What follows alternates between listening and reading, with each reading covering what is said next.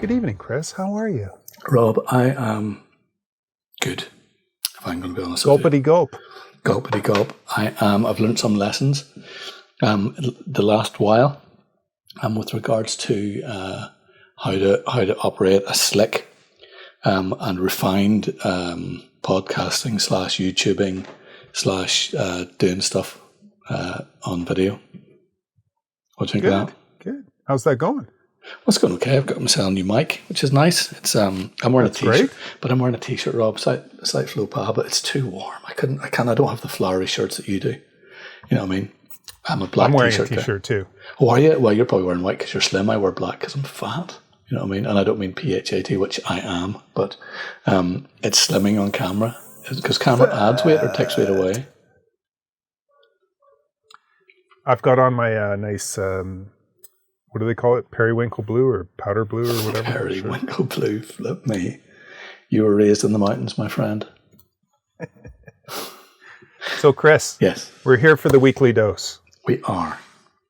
I have a few news stories. You have a few news stories. Well, why don't you start us out? Okay. I think, mine is a news story. Mine is a proper news story. Proper EastEnders, whatever, boom, boom, boom. Did it? I'm trying to think of it. I haven't seen EastEnders in years, not since 3010. God rest his cotton socks within it. I have to say, I did play a blinder in it as well. This isn't. We're not doing. We might move into tele reviews at some point, but not tonight.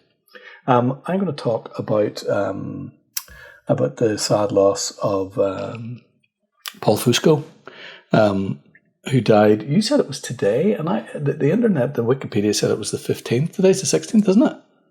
Yesterday. Yeah, I don't know what. Like I heard it was today, but the Wikipedia is disagreeing with me. But who knows? He passed. Maybe it's a time zone thing. I was thinking it was a time zone thing. Internationally dead in 2 different time zones. What a guy! But I was very saddened by the news. I just was. We had this conversation a couple of minutes ago, so I'll say it again. He was 90. It's amazing. He was 90. Absolutely amazing. Had I known that, I wouldn't have been so shocked. But I always think I always thought he was 60. I always think everybody's 60. In fairness, my aunt is 60. I found out today. So how did I think that? Of course, he was born 1930. But yeah, you think about the stages, the photographs that he took. Obviously, he couldn't be 60. He couldn't be 60, but to me, he was forever 60. I was kind of like, how? And then I was Googling, and I was like, how come we can get so wrapped up in that just forgetting that people age. And I think it's because of the work. You know, I mean, we're obviously not. I think people like Paul, his work. The different bodies of work, and they're so influential and everything else that you kind of get lost in them, for a decade, and you don't think you always think he's the same age as he wasn't really good at the work, and maybe that's the way it is with photographers. You know what I mean? Yeah. But yeah, I'd say anybody that isn't familiar with Paul should definitely check below in the description for the link to look at his work. Should definitely, yeah. Just beautiful, amazing photographer. Do you know what? If you don't want to be, you can go into Magnum, of course, and see what the crack is.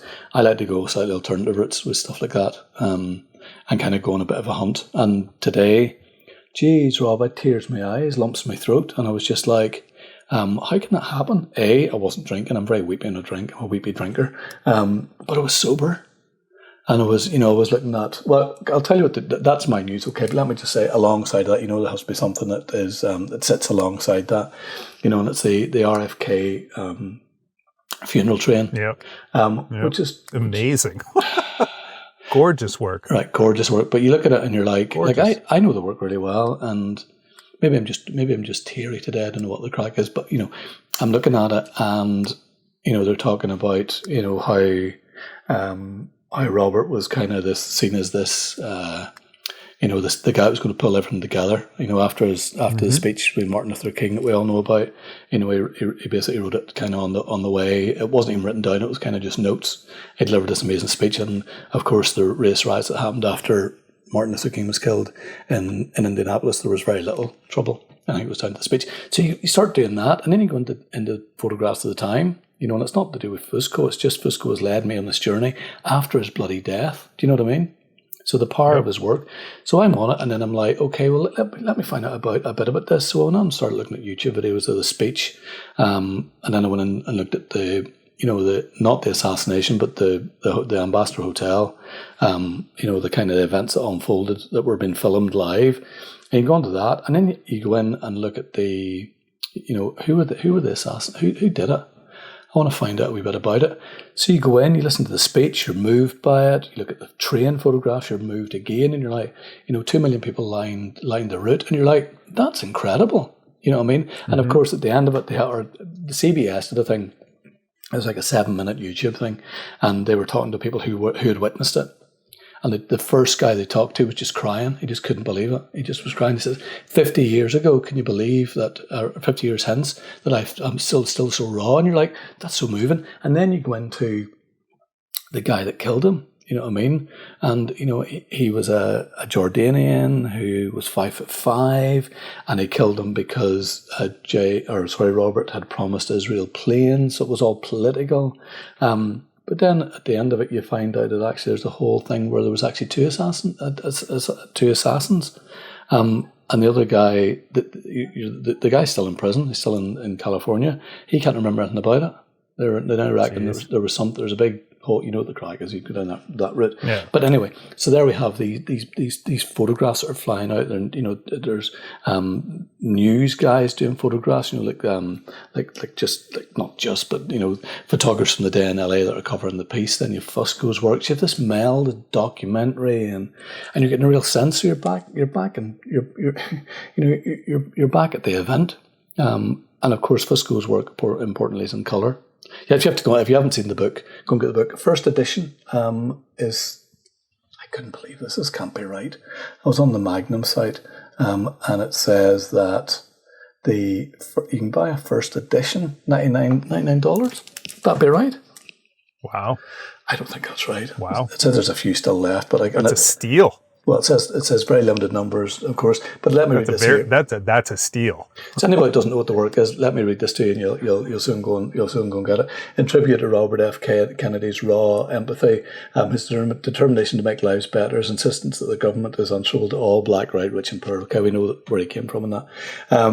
And essentially, Paul Fusco photographed the silent morning crowds from the passing train. The result brought to light over 30 years later. That was a shock for me today. I just thought that book had lived since the assassination. It's 2001. Yeah. You know what I mean? So 103 years before. Okay, and there we go. It's about America's crucial moment of trauma and transition. Okay, now.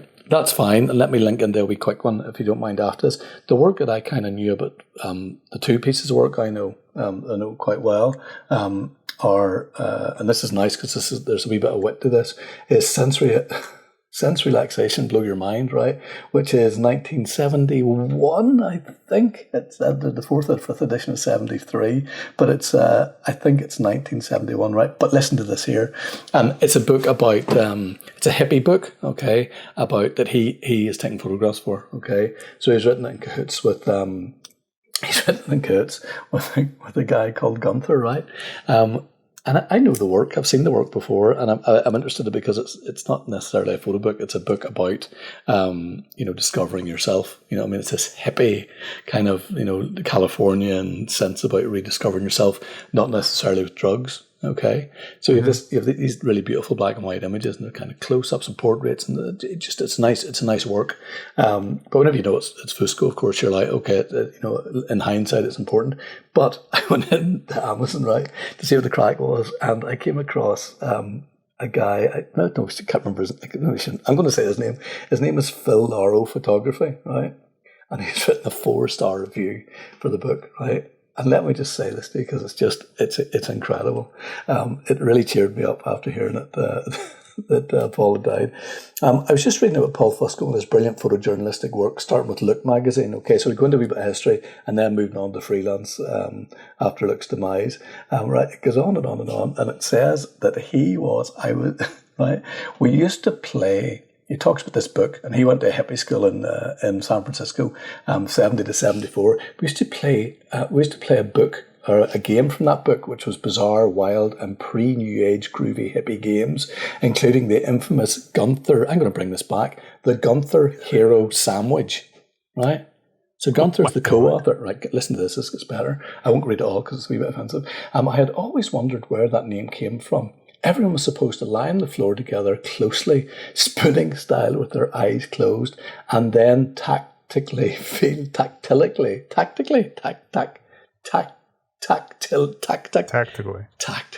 feel with their hands the grooviness of the inner sleeve of the person next to you before everyone rolled over a couple of people and repeated the exercise, hence the Gunther Hero Sandwich. The book has now taken on a whole new meaning for me. There's games to be made. Stump the Chump isn't our first game, Rob. No. You and I... got to do the Gunther game. We've got to do the Gunther Sandwich. Well, maybe not us. Oh, we do. You and I have to do. You and I have to do a video of the Gunther Hero Sandwich. Now, where did that take us to? We have the really sad news about Paul. Then we have a bit of his work, which is for me one of the finest photo books. I just love it. I'm always it's simple. It's just shots from a train essentially.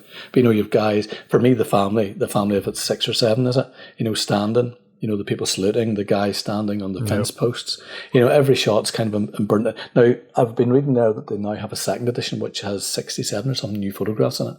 So I don't know what the crack. I like the original, but I'm not adverse to seeing some more stuff. So that's me, Rob. Yeah, but first edition. First edition? First edition for $99? Well, I'll tell you what. Or £99? Do you want to go halfers on it? I'll have it. I'll have it half the year, you have half the year. That's an investment, dude. That's such an investment. I guarantee. Well, no, I don't guarantee. Never mind. But that book is going to go up in the next 5 to 10 years. Easily. Let's go. Easily. It'll go way up. We'll put it like this here. How is that going to, let me just do it now, Rob, while you're there. Okay. Add to cart. Okay. It's added to cart. Cart 1. It's there. Subtotal $99, which works out at what? View cart. Go to checkout. Right. Like Leah will leave me if I buy it, but do you know what? I'm good enough looking to get another woman. I'm not actually, that's a lie. What? I say I'm good enough looking to get another woman. We all know it's not going to happen. Yeah, there it is. It's ready to buy. There you go. And you get a free, with Magnum, you get a free Martin's mask to read it with. Do I get a free Martin Parr cup? No, you do. No, you don't. I want one of those little teacups. Those little Martin Parr teacups with the little queen on it, and I love that Martin comes in every week. I feel like a personal friend of his right now. But listen to this here. If you think of the book, okay, the sensory relaxation book that Fusco had, the link there is on Martin's shop. There is a beach ball, okay, with Martin's photographs on it, okay. Now, in the book. In Fusco's first book, it's all about doing the parachute game, like putting people underneath the blanket and stuff. We could redo it with a Martin Parr, but we could bring it full circle. Of course, he's been in Magnum since 1973 or something. Martin has? No, not Martin. He's been there since 1800. Did somebody say 43? I shouldn't joke. Is it libelous? Will I get a cease and desist? Or a free ball? Supposedly, allegedly, he's been there since 1833. Well, I would say if reincarnation was a thing, he's been around a bit, hasn't he? Always in photographic circles, I'd say, from the very beginning. Learning. All right, Chris. But anyway, I'm buying a ball. I'm buying a Martin Parr. It's £10. Okay, you can also buy an umbrella, which I'm not. I'll check out in the wintertime. Bad weather, it was called. But the ball, I'm going to buy it, and I'm going to celebrate. Does the umbrella have big Martin Parr like faces all on the outside of the umbrella? It's black and white. It's from bad weather. It's very clever. Segmented. Many segments are in an umbrella. 6 or 7, 8. Could be. No, in Martin will be 10. It'll be a wee bit different. But the ball, I'm buying it, and I'm going to do a Paul Fusco first book game with my kids in the garden, and I'm going to photograph it and do a photo book out of it, and then sell it to Martin. What do you think of that? Cool. There you go. Rob, what is your first? I know what your first story is. My first story is 15 minutes into our podcast. Well, that's me kind of wrapped, to be fair with you. I don't have much more to say. I got I got two things. Go. I'm going to do a couple of quick, real things. Okay. So this week, update in tech news. There's anybody who's using Luminar. There's a new update to the new Luminar software. I was looking at that today. I was looking. How much is it? 140. I purchased it just to test it out, and I got it for $50. No. Yeah, I'll tell you off camera how I did that. Because I don't think it's available anymore, so I don't want to advertise it out there. If you're blackmailing people again, No. I take Not my again. hat off to you. Not again. Not again. Okay. Ex-wife? So okay. we also have the Canon R5 overheating issues. Mm-hmm.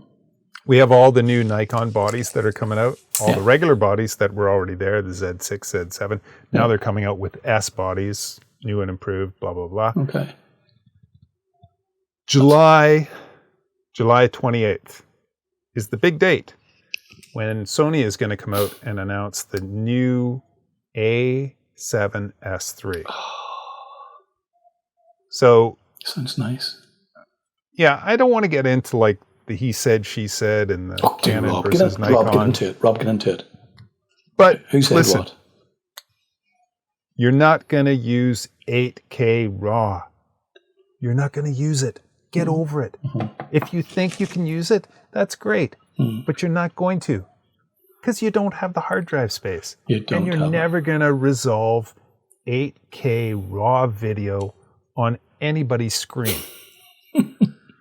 There's one person. When it comes to all practicality, the Sony A7SIII is going to be, 4K, 120 frames per second, RAW to an external recorder. It's got the best EVF. It's got a 9.2 million megapixel EVF. Many's mine got, Rob? 3. Shut up. I'm sorry, Chris. Are you serious? You should have waited. Oh, for flip's sake. The Arts Council wouldn't let me. I had to buy it within a year. You also got, so you got this supposedly, now this is where all the controversy comes about. Yeah. So some camps say it's a 12 megapixel sensor. Mm-hmm. Dual layer megapixel sensor. Right. They're set at 45 degrees. So it's got advanced autofocus. Yeah. Faster autofocus, all that kind of thing. But because they're stacked sensors, you can get supposedly 65 megapixels out of it. Jesus. But there's another source that is saying that it's a 45 megapixel sensor. So we don't know for sure. Whatever 45, but I don't need 65, Rob. That's overkill for me. No, 65, 45 is too much. Yeah, 45 is too much. To be really realistic, anything in commercial photography, anything past 24, 30 megapixels, it's just wasted. It's just wasted. Unless you're doing big print work, or you've got, retouchers working on big comps. Yeah, but even then, they're cropping down stuff. But even then, you could negate the price of that camera. Even then, those sort of megapixels are very handy to have. So if you've got a 60 or a 42 megapixel, camera, or if you have a big phase and you're doing comp work. A big phase? Yeah, it's a big phase camera. I thought you said a big face. We all have big faces. Oh, you have a bigger face than me. Sorry to interrupt you, Rob. A big face. Yeah. Okay. So anyways, people, don't get stuck on your equipment. No. At the end of the day, it's the photo that matters. Whether you capture it on an Olympus or a Pentax or a Nikon or a Canon or a Sony, who gives Nobody. And I'll tell you why. Nobody. Because Bertine Van Manen's my compass on that shit. Yeah. You know what I mean? Get a disposable camera and point and shoot. Take some photos on a disposable camera and scan them in. It's in the eye of the beholder. It's in the eye of the creator. Like, that's your vision. That's your vision. That's Rob. Megapixels and dynamic range. at the end of the day, yeah, sure, it'd be great to see more in the shadows. It'd be great to see more in those clouds and in the sky. Robert, can I pause this? Can I just say, whenever you listen back to what you just said, What? I'm not even joking you. It's religious. What's in the shadows? It's what? You're religious. You're being religious. You've fallen into the whole church thing. You don't know it, but you have done it. You're talking about shadows. You're talking about clouds. It's our non-profit. You're talking about sky. It's our tax-free church. God, I wouldn't have to pay rates for the house. I know that for a fact. But you know what I'm saying, Rob? You're preaching, but you're also preaching to the converted. I hear you. But my A9 now, whenever I look at it, I'm like, and is the weatherproofing any better than the other one? Do we know? Well, the crazy thing is it's weatherproofed, passive cooling, weatherproofed, no overheating. Does all this like 4K 120. Yeah. It does regular HD at 240 frames a second. Regular HD 240 frames a second. It's got a 600 megabit per second. Aliens have landed. Through. It's crazy. It's crazy. If the specs are right, it's going to be a crazy camera. That technology has come from somewhere else. It's come from somewhere else. $3,000. It's for $3,000 American. It's for nothing. I'd sell my $3,000. I'm selling Leah. I'm putting her on eBay. Three. I'm putting Leah on eBay. Dollars or pounds? $3,000 American. No, it's not. Are you serious? Oh, Rob, guess what? I'm looking at? Didn't they say that? Oh, I have a massive problem. Oh, I don't know. I don't want to know about your problem, Chris. It's also your problem. Doctor. I'm going to have to let me do something here. Ask the doctor. I don't want to. I don't want to deal with your problems. I'm doing something again. I'm doing something very unprofessional. I'm unscrewing. Put your clothes back on. I'm unscrewing while we're screwing while we're live. Listen to it. Are you listening? This is like terrible. Oh. It's going to be all over the place. Terrible. Listen, hold on. Oh my God. Who's working the audio on this podcast? Listen, hold on. I've just taken off my filter. Do you know why? Oh, I'm such a doofus. That's like but YouTube friendly. I don't. Ever since you said to me, "Why do you use filters?" and I said, "Because it protects my lens." And I thought, well, I don't need it because I'm careful. And I found one the other day in the car, and I put it onto the camera for safekeeping, and it's smudgy. It's smudgy. I'm gonna have to review. So my second story, Chris. Go ahead. So on DIY or DIY photography.net. Never heard of that. You haven't? Yeah, it's good. It's kind of a conglomerate. It's like it's easy for you to say. Gathers in all sorts of news stories and stuff. Love it. It's a good sort of like that's where you go for all your stories. Clearly, I'm going to start looking on it. No. There's some good stories on there, though. Yeah, definitely. And they have original stuff. So this is an original story from them. It has to do with a photographer from Toronto called Barb Cole. Nice name. Barbara Cole. I used to work with her back in the late 90s and 2000s. I used to do digital tech work for her and her first assistant, Mark, who's a really good friend of mine. And she does beautiful, mesmerizing, romantic underwater photography. What do you mean? So for what, couples? Painterly. Oh, painterly. No. Right. Single, like just beautiful women doing fashion stuff and posing underwater. It's nice, but it's gorgeous. Yeah. Oh, it's just gorgeous stuff. Barb was doing Barb. Did you say Barb? Barb. You know her. Yeah, I know her. I work with her. Barb's photography started off, I'm guessing, probably mid to late 80s. Oh. I'm guessing there. But she's a great photographer, but I knew her in the late 80s, early 90s, doing mostly Polaroid work. Yeah. So she was doing a lot of Polaroid stuff. Yeah. Sponsored by Polaroid. Underwater Polaroid? No. Just doing Polaroid stuff, manipulating Polaroids, doing some really cool stuff. And then she moved into the underwater stuff. Oh. So anyways, that do-it-yourself photography.net, DIY photography.net, Has a big story on it. It's worth checking out. Oh, really? Yep. I wondered you were going with that. I thought you drifted off in a kind of Ronnie Corbett type way.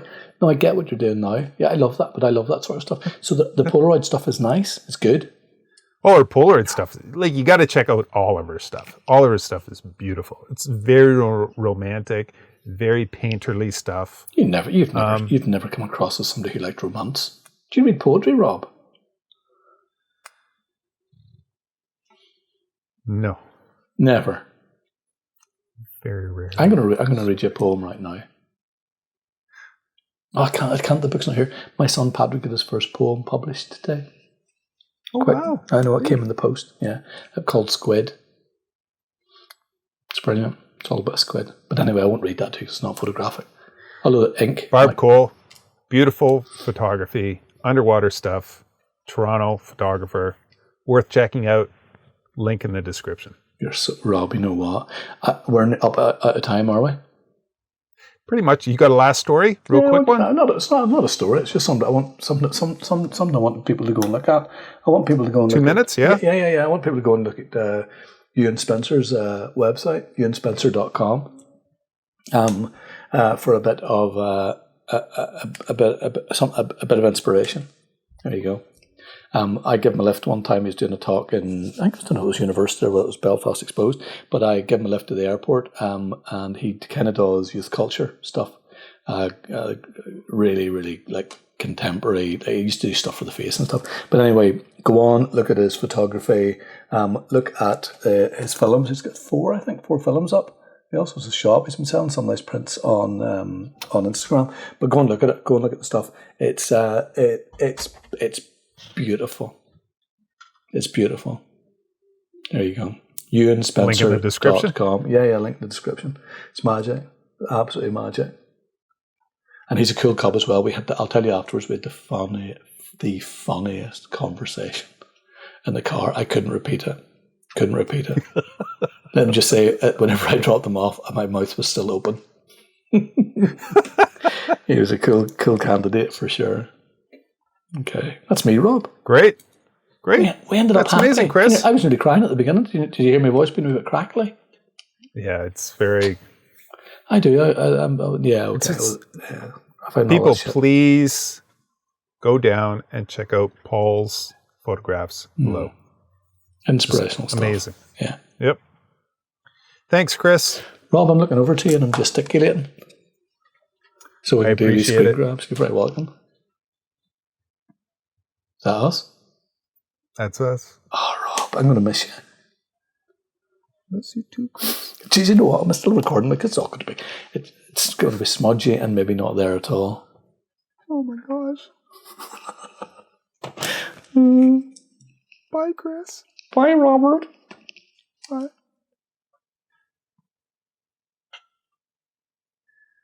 That was good. I think so. I think it was very good. I can't. You know what? I hate whenever I get teary. What can you do?